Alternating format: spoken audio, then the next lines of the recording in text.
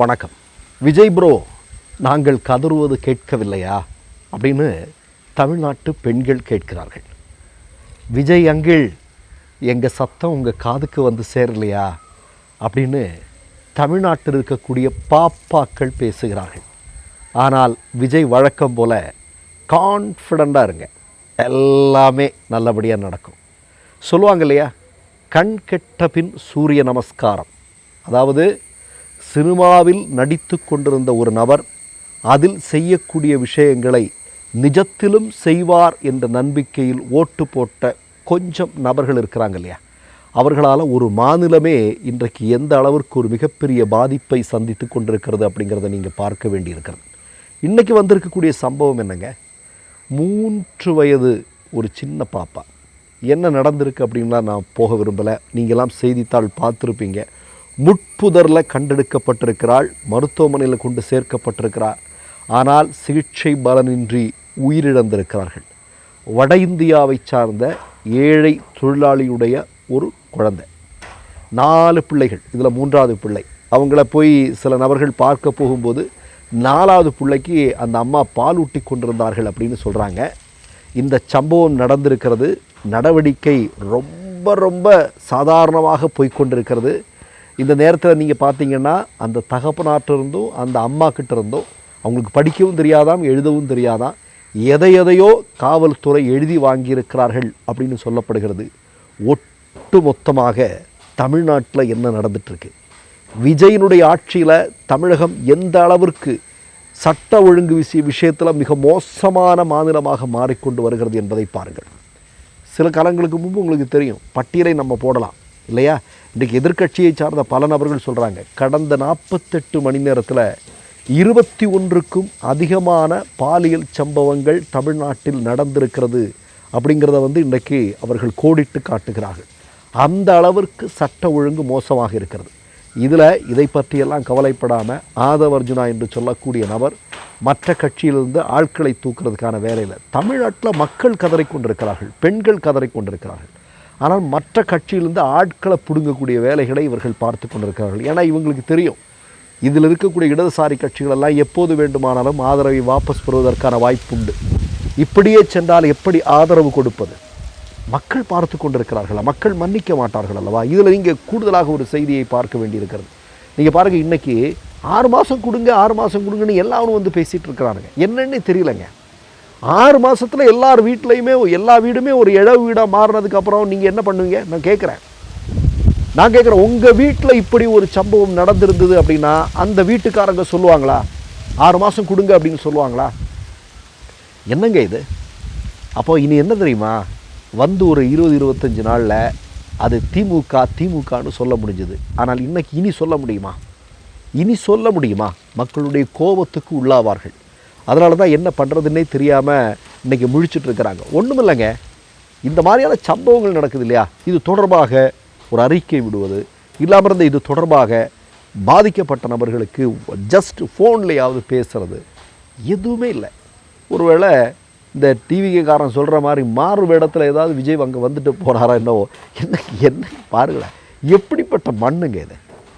இந்த மண்ணில் இப்படிப்பட்ட விஷயங்களெல்லாம் நடக்கும்போது ஒரு பக்கம் நமக்கு ஐயோ அப்படின்னு இருக்குது, இன்னொரு பக்கம் கொஞ்சம் யோசிச்சு பாருங்கள் நீங்கள். மொத்தத்தில் நம்ம எல்லோரும் சிக்கிட்டோங்க, மொத்தத்தில் நம்ம வசமாக சிக்கியிருக்கிறோம். என்ன பண்ணுறதுன்னே தெரியல.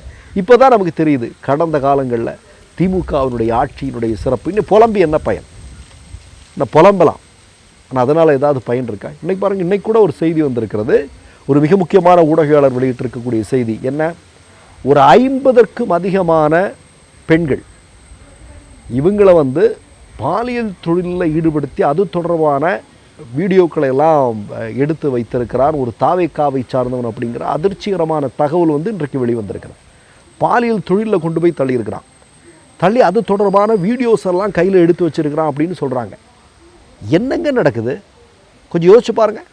இப்போ நான் என்ன கேட்குறேன்னா, சட்ட ஒழுங்கில் விஜய் அவர்களுடைய ஆட்சி வர்றதுக்கு முன்னாடி வரைக்கும் தமிழ்நாடு மொத்தத்தில் ரொம்ப மோசமான மாநிலங்களுடைய பட்டியலில் உத்தரப்பிரதேசம் இருக்கும். பாஜக ஆட்சி நடக்கக்கூடிய மாநிலங்கள் எல்லாம் இருக்கும், உங்களுக்கெல்லாம் நல்லா தெரியும். இன்றைக்கு தமிழ்நாடையும் கொண்டு சேர்த்துட்டாங்களே அப்படிங்கிறதான். கொஞ்சம் யோசிச்சு பாருங்க. நீங்கள் எதுக்கெடுத்தாலும் தமிழ்நாட்டில் இது நடந்தால் அது அவங்க தான் காரணம், இவங்க தான் காரணம்னு சொல்லிகிட்டு இருந்தாங்க. இன்றைக்கி யாரை காரணம் சொல்வீங்க? இன்றைக்கி யாரை உங்களால் சொல்ல முடியும்? அதுவும் திரும்ப திரும்ப நம்ம சொல்லிகிட்டு இருக்கக்கூடிய விஷயம் என்ன? சட்ட ஒழுங்கு விஷயத்தில் காம்ப்ரமைஸ் பண்ண முடியுமா? நிச்சயமாக முடியாதுங்க. ஒவ்வொரு மனிதனுடைய பாதுகாப்பிற்கும் பொறுப்பு விஜய் கிட்ட தான் இருக்குது. விஜய் தான் பொறுப்பெடுத்துக்கணும். விஜய் தான் அதற்கு பதில் சொல்லி ஆகணும். இப்போ எல்லா மக்களும் சேர்ந்து கேட்குறாங்க, சிங்கப்படை எங்கே? 3 வயசு ஒரு சிறுமிக்கு ஒரு மிகப்பெரிய கொடூரம் நடந்திருக்கிறது. சிங்கப்படை என்ன பண்ணிகிட்ருக்கு? இதில் வேறு ஒரு வீடியோ பார்த்தேன். சிங்கப்படை சார்ந்தவர்கள்லாம் பாட்டு பாடியிருக்காங்க. தேவாவினுடைய ஒரு பிரசித்தி பெற்ற கானா பாட்டு, அதை உல்ட்டா பண்ணி ஏதோ ஒரு பாட்டு பாடிட்டு இருக்கிறாங்க. மக்களெல்லாம் ரொம்ப கோபத்தில் இருக்கிறாங்க, என்னடா நடக்குது இங்கே அப்படிங்கிற மாதிரி. அப்போ நான் என்ன கேட்குறேன் அப்படின்னா, சிங்கப்படை ஆரம்பிக்க போகிறோம், இனிமேல் அப்படி ஒரு சம்பவமே நடக்காது, அது வந்ததுக்கப்புறம் தமிழ்நாட்டில் என்ன நடக்க போகுது பாருங்கள், இப்படி அப்படின்லாம் சொன்னாங்க. இப்போ என்ன நடக்குது அப்படிங்கிறத நம்ம பார்த்துட்ருக்குறோம். இதில் என்ன அப்படின்னா, சமீபத்தில் ஒரு செய்தி வந்தது. ஒரு போலீஸாக வேலை செய்யக்கூடிய ஒரு பெண்ணுக்கு அந்த போலீஸ் டிபார்ட்மெண்ட்டில் இருக்கக்கூடிய 3 காவலர்களாக நடந்திருக்கக்கூடிய கொடுமை, இதெல்லாம் ஒவ்வொன்றா வெளிவந்துட்டுருக்கு. என்னங்க நடக்குது? யாருக்குமே எதுவும் புரிய மாட்டேங்குது. அதான் சொல்கிறேனே, நம்ம ஒரு புதிய ஒரு தலைமுறை உருவாக்கி, அந்த தலைமுறை எப்படிப்பட்டதாக அதில் சில பேரை நம்ம எல்லாம் சேர்ந்து மாற்றி வைத்திருக்கு. நமக்கு பொறுப்பு இருக்குங்க. இப்படிப்பட்ட ஒரு சினிமாக்காரர்களை நம்பி, சினிமாவில் நம்புகிறவங்களை நம்பி ஒரு மாநிலத்தை கொடுப்பதற்கான ஒரு மனநிலையை நம்முடைய அடுத்த தலைமுறையினம் உருவாக்கி இருப்பதில் நமக்கு அதில் பொறுப்பு இருக்குது. நம்ம அந்த தவறை செய்திருக்கிறோம்.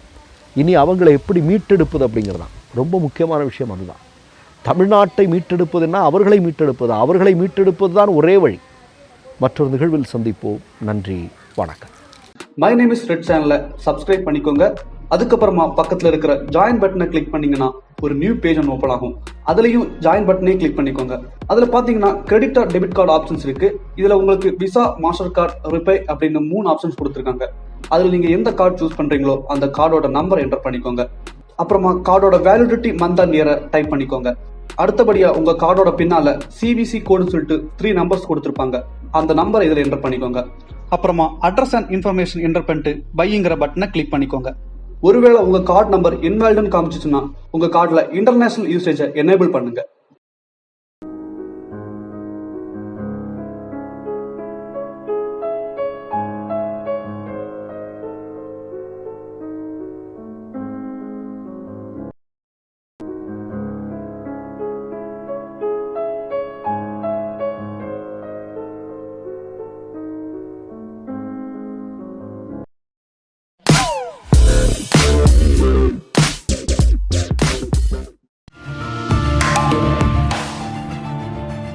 கேள்விகளை நீ கேட்கிறாயா அல்லது நான் கேட்கிறேன்?